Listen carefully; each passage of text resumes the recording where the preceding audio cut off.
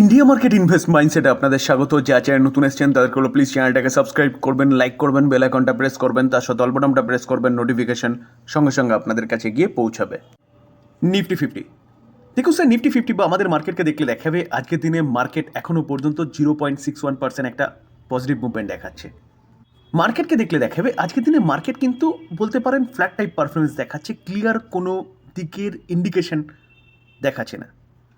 Positive open হয়েছিল, নিচে এসেছিল, নেগেটিভে গেছিলো, সেখান থেকে আবার ওপরে গেছে অনেকটা, সেখান থেকে নিচে এসছে, আবারও কিন্তু এখন ওপরে যাচ্ছে, গিয়ে 0.61 টাইপ একটা আফসাইড মুভমেন্ট দেখাচ্ছে, যেখানে 26,000কে টাচ করেছে বলতে পারে।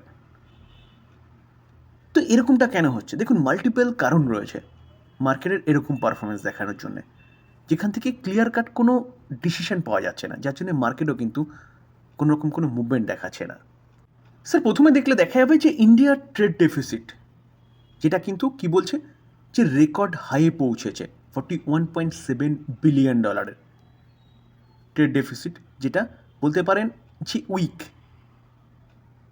ট্রেড ডেফিসিট যত বাড়বে না তত কিন্তু ইকোনমির জন্য খারাপ। যদিও বা এটা মূলত কিসের জন্য হয়েছে, বলছে কি গোল্ড ইম্পোর্টের জন্য এই ডেফিসিটটা বেড়েছে, কারণ গ্লোবালি ইকোনমিতে আনসার্টেনিটি রয়েছে।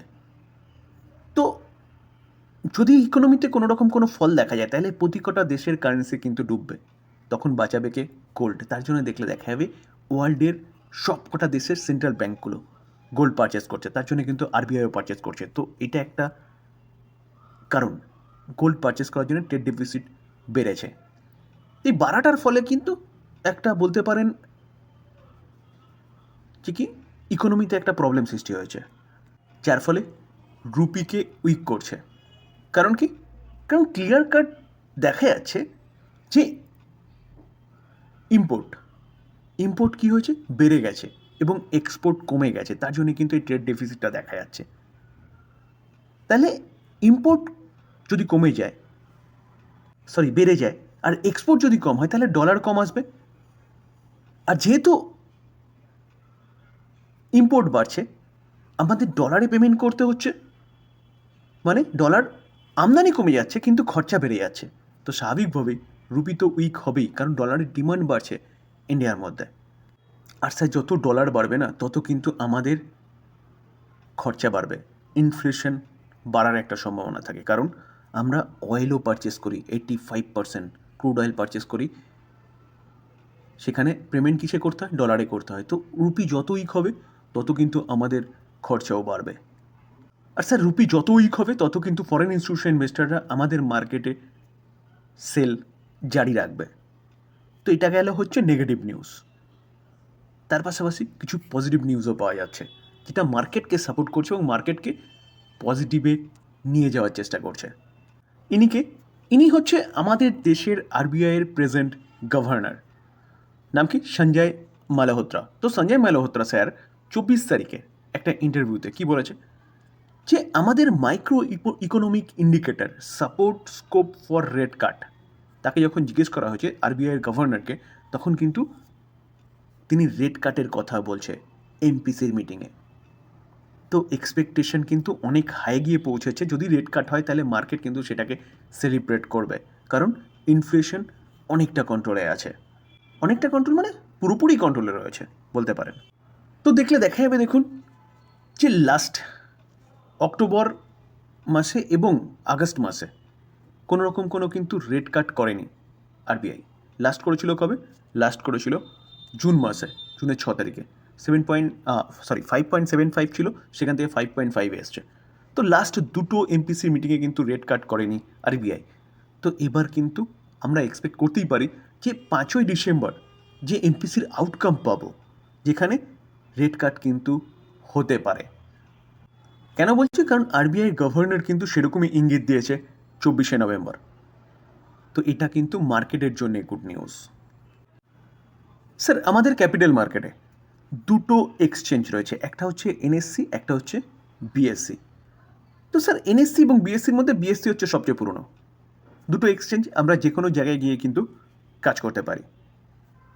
তো এই এনএসসি এবং বিএসসিতে যেসব কোম্পানিগুলো রয়েছে, যেমন এনএসসিতে কত রয়েছে? 50টা কোম্পানি রয়েছে, এবং বিএসসিতে 30 কোম্পানি রয়েছে, অর্থাৎ ইন্ডেক্সে কিন্তু এনএসসিতে কী রয়েছে, নিফটি ফিফটির মধ্যে কিন্তু 50টা রয়েছে, এবং বিএসসিতে সেন্সেক্স তার মধ্যে কটা রয়েছে, তা বিএসসিতে 30টা রয়েছে, তো 30টা কোম্পানি রয়েছে। তো এই 30টা কোম্পানি নিয়ে ইন্ডেক্স, তো প্রতি 6 মাস অন্তর অন্তর এই দুটো নিফটি বা বলতে পারেন সেন্সেক্স এর মধ্যে রিব্যালেন্সিং হয়। যেসব কোম্পানিগুলো খারাপ পারফরমেন্স করে সেসব কোম্পানিগুলোকে কিন্তু ছেটে বাদ দেওয়া হয় এবং তার জায়গায় নতুন কোম্পানি ঢোকে। তো এই জায়গায় দাঁড়িয়ে কিন্তু বিএসসিতে অর্থাৎ সেন্সেক্সে রিব্যালেন্সিংয়ের একটা আওয়াজ শোনা যাচ্ছে বা কথা শোনা যাচ্ছে, যেখানে কিন্তু একটা কোম্পানি সেখানে ইনক্লুডিং হতে চলেছে। তো অবভিয়াসলি একটা কোম্পানি যদি ইনক্লুডিং হয়, কোনো একটা কোম্পানি তো বেরোবে। তো যেই কোম্পানিটা ঢুকছে সেন্সেক্সের মধ্যে, সেই কোম্পানিটাতে একটা ব্যাপক ইনফ্লো আসে, কারণ বিভিন্ন ইন্ডেক্স ফান্ডগুলো রয়েছে, সেই ফান্ডগুলো থেকে যারা যেসব আর কি কোম্পানিগুলো ইন্ডেক্স ফান্ডে ইনভেস্টমেন্ট করে, তো সেখান থেকে একটা ইনফ্লো ঢুকবে, যেই কোম্পানিটা ইন্ডেক্সের পার্ট হবে অর্থাৎ সেন্সেক্সের পার্ট হবে। সিমিলার ওয়েতে দেখলে দেখা যাবে যে কোম্পানিটা ইন্ডেক্স থেকে বেরিয়ে যাচ্ছে সেই কোম্পানিটাতে কিন্তু আউটফ্লো দেখা যাবে। তো যেই কোম্পানিটা ইন্ডেক্সের পার্ট হচ্ছে সেই কোম্পানিটা কিন্তু এই জায়গায় দাঁড়িয়ে একটা ব্যাপক বলতে পারেন যে লাভের সম্ভাবনা থাকে। কেন বলছি, কারণ বিভিন্ন ইন্ডেক্স ফান্ড বা ইন্ডেক্স মিউচুয়াল ফান্ডগুলো কিন্তু তাতে ইনভেস্টমেন্ট করে, ম্যান্ডেটরি করতেই হবে কারণ ইন্ডেক্স ফান্ড। স্যার এবার চলুন দেখে নিই যে কোন কোম্পানিটা সেন্সেক্সের পার্ট হচ্ছে এবং কোন কোম্পানিটা বেরিয়ে যাচ্ছে। দেখলে দেখা যাবে, দেখুন ইন্ডিগো, এটা প্রিভিয়াস ডের নিউজ, যেখানে 2% মতন বেড়েছে। কারণ দেখুন stock set to join Sensex 22শে ডিসেম্বর। তো 22শে ডিসেম্বর থেকে কিন্তু ইন্ডিগো সেন্সেক্সের পার্ট হচ্ছে, অর্থাৎ সেন্সেক্সে যে 30টা কোম্পানি রয়েছে তার পার্ট হচ্ছে। তো এই জায়গায় কে বেরিয়ে যাচ্ছে দেখুন, টাটা মোটর প্যাসেঞ্জার ভেহিকলস। তো টাটা মোটর প্যাসেঞ্জার ভেহিকলস এখন হচ্ছে, টাটা মোটর হচ্ছে আগে সেন্সেক্সের পার্ট ছিল। তো যখনই টাটা মোটর এবং দুটো ডিমার্জ হয়েছে, টাটা মোটর প্যাসেঞ্জার ভেহিকলস এবং কমার্শিয়াল ভেহিকলস, তো এখান থেকে কিন্তু টাটা মোটরকে বেরোতে হবে, টাটা মোটরের ভেহিকলস বেরিয়ে যাবে।